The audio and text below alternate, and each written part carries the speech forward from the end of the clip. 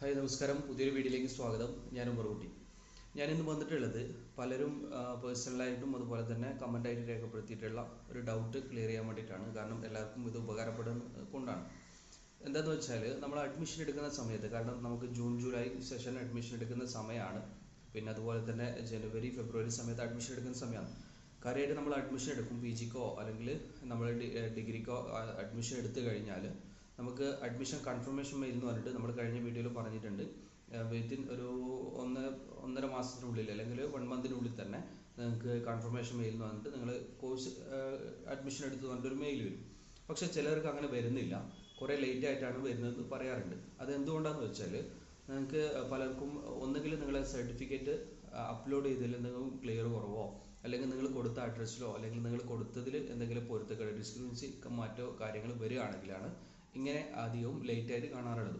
അല്ലാത്ത പക്ഷം നിങ്ങൾക്ക് പെട്ടെന്ന് തന്നെ വരാറുള്ളതാണ്. ഇപ്പോൾ നമുക്ക് തന്നെ അഡ്മിഷൻ എടുത്ത് കൊടുത്തതിൽ പെട്ടെന്ന് തന്നെ എല്ലാ കാര്യങ്ങളും വന്നിട്ടുണ്ട്. ഏകദേശം 1 മന്തിനുള്ളിൽ തന്നെ, ഒരു 3 ആഴ്ച അല്ല 4 ആഴ്ചക്കുള്ളിൽ തന്നെ പെട്ടെന്ന് തന്നെ അഡ്മിഷൻ കൺഫർമേഷൻ വന്നിട്ടുണ്ട്.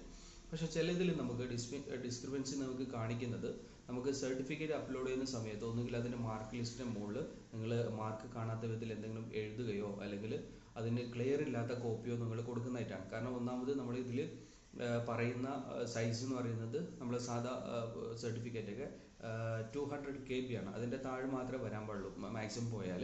അപ്പോൾ ആ ഒരു ഇതിലേക്ക് കൊണ്ടുവരുന്ന സമയത്ത് ചില സോഫ്റ്റ്വെയർ ഉപയോഗിച്ചിട്ടായിരിക്കും നമ്മൾ എന്ത് ചെയ്യുന്നത്, പിന്നെ ഈ പറഞ്ഞ KB ചുരുക്കി കൊണ്ടുവരുന്നത്. കാരണം നമുക്ക് ഫോട്ടോ എടുത്ത് കഴിഞ്ഞാൽ, സ്കാൻ ചെയ്ത് കഴിഞ്ഞാൽ മിനിമം ഒരു 2 MB 3 MB ഒക്കെ ഉണ്ടാവും, അല്ലെങ്കിൽ അതിൻ്റെ മുകളിലാണ് ഉണ്ടാകുന്നത്.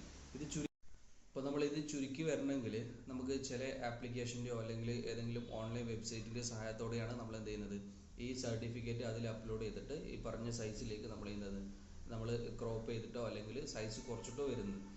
അങ്ങനെയാണ് ചെയ്യാറുള്ളത്. പക്ഷേ ആ സമയത്ത് നമുക്ക് സർട്ടിഫിക്കറ്റും കാര്യങ്ങളൊക്കെ ക്ലിയർ കുറഞ്ഞതായിട്ട് നമുക്ക് അനുഭവപ്പെടാറുണ്ട്. പക്ഷേ ചില സർട്ടിഫിക്കറ്റ് പരമാവധി എത്രത്തോളം കാണുന്നത് എത്രയോ അത് അംഗീകരിക്കപ്പെടാറുണ്ട് എന്നാണ് ഇഗ്നോയുടെ സൈറ്റ് കാണിക്കുന്നത്. കാരണം നമ്മൾ അപ്ലോഡ് ചെയ്യുന്ന സമയത്ത് അങ്ങനെ ഏകദേശം ഒരു ജസ്റ്റ് കാണുന്ന വിധത്തിലേക്ക് അപ്ലോഡ് ചെയ്യാറുണ്ട്.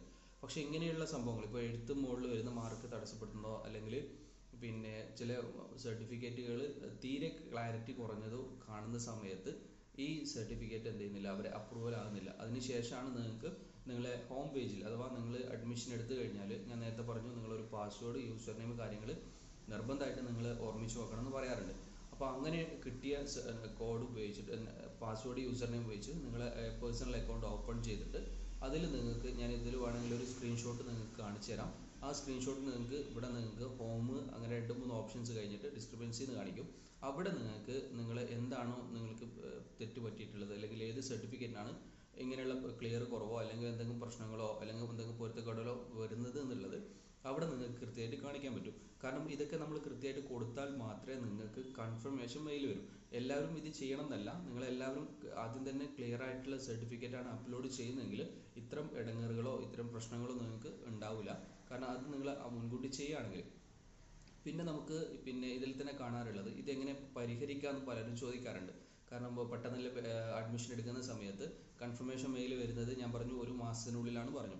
ഇത് നമുക്ക് മെയിലായിട്ട് നമുക്ക് വരും. നമ്മൾ അഡ്മിഷൻ എടുക്കുന്ന സമയത്ത് ഇഗ്നോക്ക് കൊടുത്തിരിക്കുന്ന ഇമെയിലിലേക്ക് നിങ്ങൾക്ക് ഒരു മെസ്സേജ് വരും. നിങ്ങൾക്ക് ഇന്ന സർട്ടിഫിക്കറ്റ് അപ്ലോഡ് ചെയ്തതിൽ അല്ലെങ്കിൽ നിങ്ങൾ ഇന്ന് കൊടുത്തതിൽ ഒരു ഡിസ്ക്രിപ്പൻസി കാണിക്കുന്നുണ്ട്. അത് നിങ്ങൾ വിത്തിൻ 2 ഡേയ്സിനുള്ളിൽ, അതിൽ തന്നെ പറയുന്നുണ്ട്, ആ റെസ്ട്രിക്ഷൻ കാര്യങ്ങളൊക്കെ നിങ്ങൾക്ക് കൃത്യമായിട്ട്, നോട്ടിഫിക്കേഷൻ കാര്യങ്ങളൊക്കെ കൃത്യമായിട്ട് നിങ്ങൾ വായിച്ചു നോക്കുക.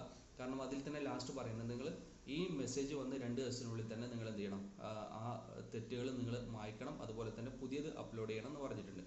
അങ്ങനെ നിങ്ങൾ പെട്ടെന്ന് തന്നെ അപ്ലോഡ് ചെയ്യുക. ഇല്ലെങ്കിൽ നിങ്ങൾക്ക് അപ്ലോഡ് ചെയ്യാനുള്ളതല്ല, നിങ്ങൾക്ക് ഇത് മാറ്റാനുള്ള വേറൊരു മാർഗ്ഗം എന്ന് പറയുന്നത്, ഇത് കഴിഞ്ഞ ശേഷം നിങ്ങൾക്ക് റീജിയണൽ സെൻറ്ററിൽ കുറച്ച് ബുദ്ധിമുട്ടാവും. അതിനെക്കാട്ടി നല്ലത് നമുക്ക് പെട്ടെന്ന് തന്നെ സൈറ്റിൽ കയറിയിട്ട് നമ്മൾ ഒറിജിനൽ സർട്ടിഫിക്കറ്റ് കോപ്പി നിങ്ങൾ സെൽഫ് അറ്റസ്റ്റ് ചെയ്തിട്ട് നിങ്ങൾ അപ്ലോഡ് ചെയ്യുന്നതായിരിക്കും കുറച്ചുകൂടി ബെറ്റർ. അത് പെട്ടെന്ന് മാറാനുള്ള ഓപ്ഷനേ ഉള്ളൂ. അത് എങ്ങനെ ചെയ്യുന്നു കൂടി ഇതിൽ പറയുന്നുണ്ട്. ഞാൻ നേരത്തെ നമ്മൾ സ്ക്രീൻഷോട്ട് കാണിച്ചിട്ടുണ്ട്. ഇപ്പോൾ ഞാൻ കാണിക്കാം. ആ സ്ക്രീൻഷോട്ടിൽ നിങ്ങൾ ഈ ടോപ്പിൽ കാണുന്ന 2-3 കാര്യങ്ങളുണ്ട്. അതിൽ ഏറ്റവും ലാസ്റ്റ് ഡിസ്ക്രിപ്പൻസി നിങ്ങൾക്ക് കാണിക്കും.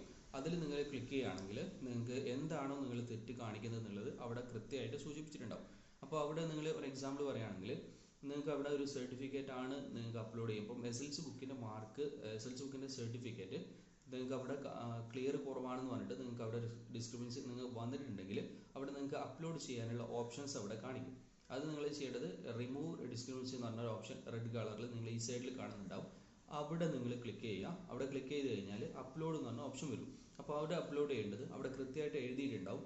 നിങ്ങൾ സർട്ടിഫിക്കറ്റ് കോപ്പി എടുത്തിട്ട് ആ കോപ്പിയിൽ ആരാണോ അഡ്മിഷൻ എടുക്കുന്ന സ്റ്റുഡൻറ്റ് അവർ സെൽഫ് അറ്റസ്റ്റ് ചെയ്തിട്ട് സ്വന്തമായിട്ട് സാക്ഷ്യപ്പെടുത്തിയിട്ടുള്ള ഒപ്പും പേര് ഇട്ടിട്ട് വേണം നിങ്ങൾ ഇതിൽ അപ്ലോഡ് ചെയ്യാൻ വേണ്ടിയിട്ട്. കാരണം എന്നാൽ മാത്രമേ അവർ എടുക്കുന്നില്ല. പിന്നെ നമ്മൾ കൃത്യമായിട്ട് ശ്രദ്ധിക്കേണ്ടത് രണ്ടാമത് തെറ്റ് വരുത്താൻ പാടില്ല. കാരണം ഈ പറഞ്ഞ എല്ലാം ക്ലിയർ ആയിരിക്കണം. മാർക്ക് ലിസ്റ്റ് കാര്യങ്ങളൊക്കെ കൃത്യമായിട്ട് കാണുന്നുണ്ടെന്ന് 100% ഉറപ്പ് വരുത്തിയ ശേഷം മാത്രമാണ് ഇങ്ങനെ അപ്ലോഡ് ചെയ്യാൻ പാടുള്ളൂ. ഈ കാര്യം കൃത്യമായിട്ട് ശ്രദ്ധിക്കുക. ഇങ്ങനെ പല ആൾക്കാർക്കും വരുന്നുണ്ട്, അതുകൊണ്ടാണ് ഇങ്ങനെ ഒരു വീഡിയോ ഇടുന്നത്. പിന്നെ നമുക്ക് വീഡിയോയിൽ അടിയിൽ കുറേ കമൻറ്റും കാര്യങ്ങളും പരമാവധി കമൻറ്റിനൊക്കെ സമയത്തിനനുസരിച്ച് ജോലിക്കൊക്കെ പോകുന്നതാണ്. അപ്പോൾ അതിന് അനുസരിച്ചിട്ട് പരമാവധി കമൻറ്റിന് റീപ്ലൈ കൊടുക്കാറുണ്ട്.